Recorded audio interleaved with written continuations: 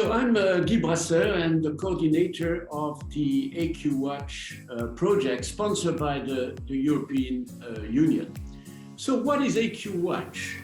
Well, we all know that so many people are suffering in the world from bad air quality. And so with all the information that we have gathered from, say, satellite observations or in situ measurements or also model predictions, we have now a lot of knowledge that helps us really to take measures to address the problem and find solutions.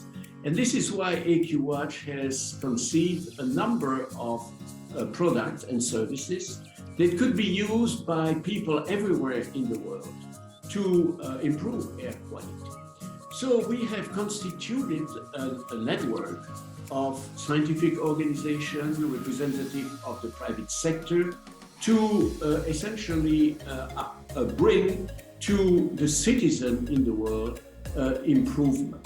And so essentially the goal of AQWATCH is to develop a supply chain of product and services that will lead to this improvement of air quality by developing essentially prototypes to test them with stakeholders, to get input from potential customers, and finally to commercialize them, put them on the market, and widely distribute them in the world.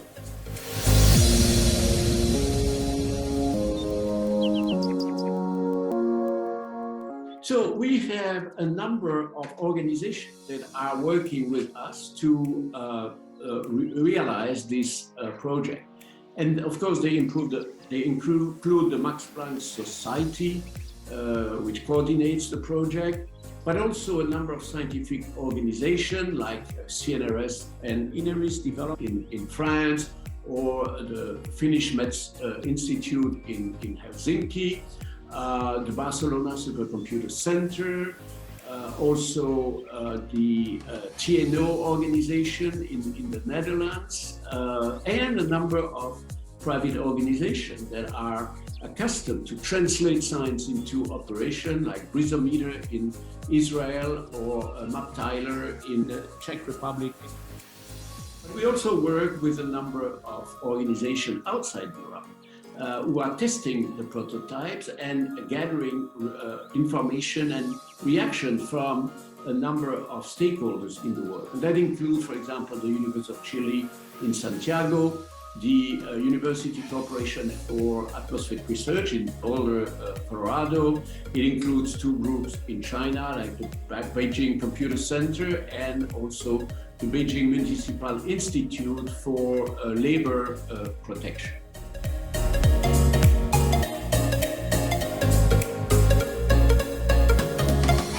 You have been involved in the project very much as the manager of the project. Can you tell us what are really the modules, the products that are being developed? Yeah, sure. Actually, AQWATCH provides products that can be classified into 5 modules. The first module is the Global and Region Air Quality Atlas. This module provides maps of air quality statuses and their changes over time in different areas in the country or region. The second one is the Air Quality Attribution and Mitigation Tool. This module provides information on various sources of air quality and also simulates the potential changes in air quality in response to the proposed mitigation. The third module is the Dust and Fire Forecasting System. This module provides information on the occurrence of episodes of events of dust and also sandstorms and wildfires. The fourth module is the Cracking Analysis Tool.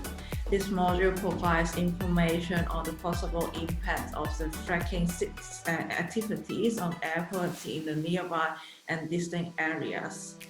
The fifth module would be the Air Quality Forecasting Tool. This module provides up to 4 days of hourly forecasts of air pollution at regional scale based on different air quality predictive models. So these products, of course, are being put together in a general prototype system that everybody will be able to acquire. But not directly from us, but probably through a number of SMEs and companies that will be distributing and commercializing essentially this product all over the world. So what you see basically is that what we're doing is to essentially try to cross what people call the valley of death, which means basically to bring the technology and the science and information that's coming out of basically scientific research into applications that can be directly adopted by people, by citizens, and essentially trying to develop a sustained business that does this transfer of information regarding air quality, but more generally, we could envisage that on broader environmental questions that affect directly people. And so the EU wants to export its production of scientific information, and we are trying to accomplish that.